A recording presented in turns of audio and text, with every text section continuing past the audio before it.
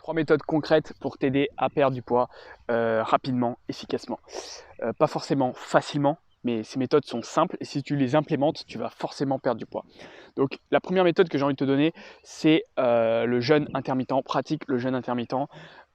Pour moi, c'est vraiment une méthode qui te permet de faciliter en fait le déficit calorique qui va te permettre de perdre du poids.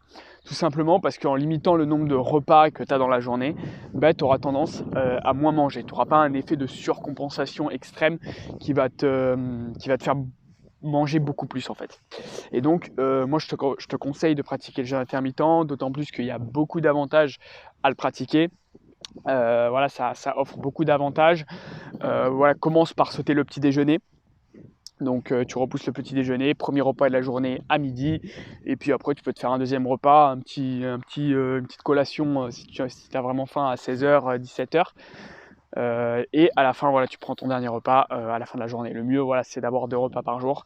Et comme ça te permet, voilà, en t'habituant, tu vas voir que c'est très facile. En fait, tu n'auras plus faim le matin. Et au bout de 2-3 semaines, tu t'habitues et tu n'as plus faim après le matin. Donc ça, c'est la première méthode qui va vraiment te permettre de perdre du poids. Et il y a beaucoup d'avantages à la pratiquer. Donc voilà, tu vas perdre du gras. Tu vas être concentré. Une fois que tu vas être adapté au jeûne intermittent, au bout de 2 semaines, tu seras beaucoup plus concentré le fait de ne pas manger trop de glucides le matin, qui vont provoquer des pics d'insuline et donc un coup de barre à 10 heures. Enfin, voilà, donc tu vas être plus focus, tu vas perdre du gras plus facilement. Voilà, il y a au niveau, même il y a des études qui ont montré qu'au niveau de ton cerveau, c'était bien, ça réduisait les maladies, les risques de maladies dégénératives comme Alzheimer, etc. Ça provoque ce qu'on appelle l'autophagie. Donc l'autophagie, ça correspond à quoi? C'est un chercheur japonais, je crois qu'il l'a trouvé. Il a reçu un prix Nobel pour avoir découvert ce processus d'autophagie. Et l'autophagie, c'est tout simplement en fait le fait que ton organisme va détruire en fait les cellules les plus faibles de ton organisme, les cellules cancéreuses, les cellules qui sont vraiment pas bonnes pour ton organisme.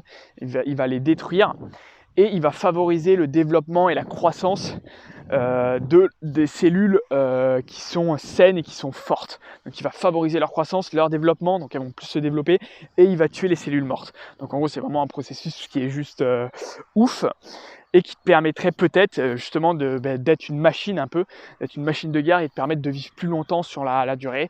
Encore une fois, je ne mettrai pas les études en description parce que j'ai la flemme de faire ça, mais en gros, si tu fais un peu de recherche sur Internet, tu vas pouvoir trouver des études sur le jeûne intermittent qui montrent vraiment beaucoup de bénéfices au niveau de la santé, et ça va te permettre de perdre du poids un peu facilement parce que justement, tu vas pouvoir avoir un déficit calorique facilement.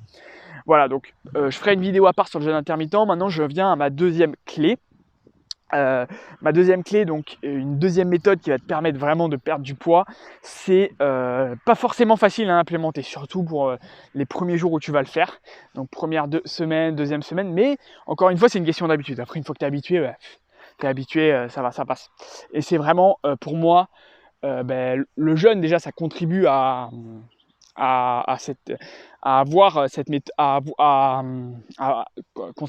méthode, pardon. Enfin, bref, je ne sais pas si c'est français, mais le jeûne intermittent contribue à cette deuxième méthode. Donc, cette deuxième méthode, c'est justement de limiter la quantité de glucides que tu ingères. Tout simplement, voilà, un bodybuilder, par exemple, je te prends un exemple vraiment, voilà, quand il va être en phase de sèche, il va faire une prise de masse, je sais pas, 9 mois à l'année, et 3 mois à l'année avant sa compétition, il va faire une putain de sèche, il va enlever tout le gras qui lui reste, et qu'est-ce qu'il va faire pour faire ça? Il va diminuer drastiquement son apport en glucides, et il va le faire progressivement. Et encore une fois, toi, si par exemple tu veux faire un crush, tu veux faire un sprint de perte de poids, et que tu veux faire une transformation vraiment de malade mental en 2 mois, 3 mois, la chose à faire, c'est diminuer progressivement la quantité que tu as en glucides. Et au bout d'un moment, voilà, encore une fois, tout est au niveau de l'insuline, j'en parle tout le temps. Plus tu as des niveaux élevés, plus ton corps va avoir du mal à oxyder les graisses en fait. Et le jeûne intermittent, ça permet, le fait que tu restes plus longtemps à jeun en fait, ça permet d'avoir des taux d'insuline relativement bas, de contrôler la glycémie et donc de brûler du gras. Et si en plus tu rajoutes une alimentation faible en glucides, ben forcément, effet cumulé, tu as tout le temps des niveaux d'insuline qui restent bas, et donc si tu es en plus en déficit, ben forcément tu perds du poids.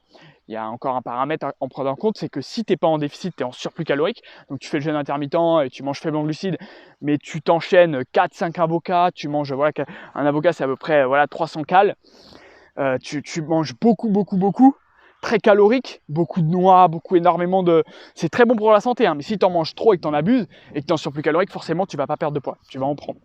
Mais vraiment, le fait de diminuer les glucides, ça va vraiment t'aider. Et ça, c'est sûr, c'est clair et net. Donc voilà, on parle beaucoup, ouais, les régimes, ça fonctionne pas.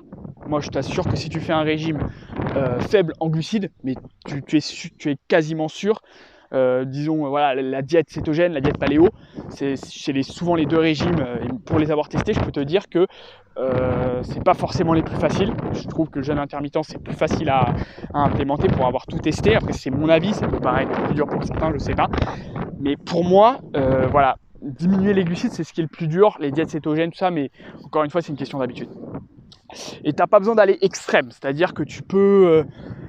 tu n'as pas besoin d'aller dans des extrêmes où vraiment tu consommes 0 glucides. Tu peux en consommer un petit peu et ça va pas te faire de mal, mais juste contrôle tes apports et ta perte de poids va être facilitée. Plus tu veux descendre en masse grasse, plus tu vas devoir limiter en fait tes apports en glucides. Si tu veux passer à 4% de masse grasse, qui est un truc de malade mental, un bodybuilder, voilà, il atteint ses trucs en compète. Ben là vraiment c'est plus que 0 sucre, hein, mais tu peux, voilà, on va pas en arriver là, tu peux être à 10% de masse grasse, 12% de masse grasse, tu vas avoir les abdos visibles, ton corps, tu vas avoir le ventre plat, tu vas être bien et tu vas kiffer ton corps, et ça suffit amplement, et t'as pas besoin d'arriver à des niveaux de glucides aussi bas, et tu peux être, voilà, ça dépend encore de ton organisme, mais tu peux être à une quantité raisonnable. Bon, troisièmement, donc le troisième conseil, la troisième méthode qui peut vraiment t'aider à perdre plus de poids sur le long terme, c'est vraiment de gagner en masse musculaire. Donc à partir du moment où tu vas gagner en masse musculaire, donc en faisant tout sport qui stimule ton métabolisme, ou en gagnant en masse musculaire. Bon voilà, c'est un peu deux conseils en un, mais voilà, en gros, tout ce qui va tout sport qui va stimuler ton métabolisme. Donc ce qui va stimuler ton métabolisme, c'est par exemple la musculation. Donc là, la musculation, en gros, tu vas vraiment pousser des poids ça va être des efforts courts et intenses, tu vas prendre des temps de repos, ensuite tu vas pousser, ou tirer, tu vas faire des mouvements de tirage, tu vas faire des mouvements pour les jambes, et vraiment ça va stimuler ton métabolisme d'une manière très bénéfique. Et du coup, ton corps va dépenser plus de calories. Il va falloir que en fait, tes muscles se régénèrent, tu vois. Après, pendant le processus de récupération, c'est là qu'en fait, ça va stimuler ton métabolisme. Les dégâts occasionnés, ton corps, il faut qu'il les répare. Il va peut-être consolider cette masse musculaire. Du coup, ça va augmenter tes dépenses caloriques journalières. Et au fur et à mesure que tu gagnes en masse musculaire, forcément, le muscle prend plus de calories que la graisse, donc tu vas ajouter du poids à ton corps, et que ça va être de la masse musculaire, donc ça va être bénéfique, tu vas être plus athlétique, plus beau, ton corps va être plus joli, quoi. Esthétiquement, tu vas être mieux, et en plus tu vas brûler plus de calories, donc tu pourras te permettre de manger plus et sans prendre de poids. Et de la même façon, quand tu voudras perdre du poids, vu que ton corps dépense plus de calories, tu vas perdre du poids plus facilement avec un même déficit, quoi. Donc augmente ta masse musculaire en pratiquant des sports comme la musculation, ou même des sports par intervalle. Ça stimule aussi le métabolisme, tout ce qui est HIIT, voilà, les exercices d'intensité élevée et courts. Donc par exemple, tu vas faire des sprints, tu vas faire 10 sprints 100 mètres avec 1 minute de repos. Là, ton métabolisme, je peux te dire que ça va le stimuler de ouf, ça va le choquer, ton corps. Et pareil, le processus de récupération, tu vas engendrer des dégâts des dégâts au sein de tes muscles, et la récupération va être importante. Et là, tu vas brûler des calories au repos jusqu'à 48 heures. Il y a même des études qui ont montré jusqu'à 48 heures après l'effort. Et pareil, donc ça peut se jouer partout. Par exemple, tu peux en faire partout le HIIT. Tu peux faire si tu as un vélo elliptique, donc tu fais des sprints, 30 secondes de sprint sur ton vélo, allez, 30 secondes de pause, 30 secondes de sprint. Voilà, tu fais 15 minutes d'entraînement, ça va brûler énormément de calories. Pareil, si tu fais de la natation, Bah, si tu fais de la natation, pareil, tu peux faire, je sais pas, un 25 mètres, tu prends 40 secondes de repos, allez, tu t'enchaînes encore un 25 mètres. Je dis des exemples comme ça, un repos, voilà, tu t'adaptes en fonction de toi, mais voilà, le HIIT et tout ce qui est musculation et fort, court et intense, avec des temps de repos, c'est beaucoup plus efficace pour perdre du poids, ça stimule ton métabolisme, ta masse musculaire, et c'est beaucoup plus efficace que le cardio. Donc voilà, c'est ma troisième méthode. Voilà, je t'encourage à implémenter ces méthodes-là, donc jeûne intermittent, limiter ta quantité de glucides et avoir une activité qui stimule ton métabolisme, la musculation ou le HIIT. Voilà. Et tu vas perdre du poids de façon rapide, de façon efficace. Donc voilà pour cette vidéo. Tu peux cliquer dans le lien en description. Voilà, je vais préparer une formation donc, qui va te permettre justement, qui va donner un plan d'action pour te permettre d'atteindre tes objectifs en termes de perte de poids et en termes, si tu veux prendre un peu de masse musculaire. Et que voilà, ça va te donner un petit plan d'action simple, efficace, à suivre, qui ne va pas te demander énormément de temps. Voilà, le mieux c'est de viser l'efficience. Et moi j'adore ça, donc en faire moins et avoir plus de résultats. Et encore une fois, clique dans le lien juste en description et nous on se retrouve pour une prochaine vidéo. À très bientôt, salut.